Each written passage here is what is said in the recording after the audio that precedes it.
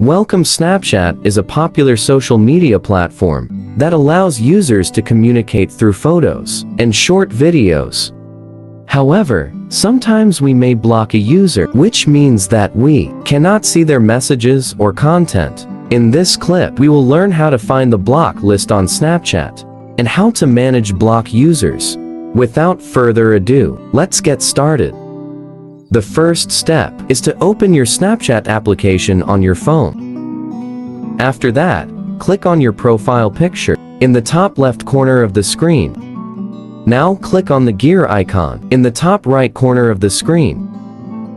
When you are on the settings page, scroll down until you see the privacy control section. Under that section, you'll find an option called block users. Click on that option. Now, you will be able to see a list of all the people that you have blocked on Snapchat. If you want to unblock any of these people in your block list, simply tap on the X next to their name. Then to confirm, click on Yes. And that will unblock and remove them from your block list. So that wraps up this tutorial. If you have any questions about this whole process, please let me know in the comments section below. And if this video helped you out, please give it a big thumbs up and subscribe to this channel for more tutorial videos like this one.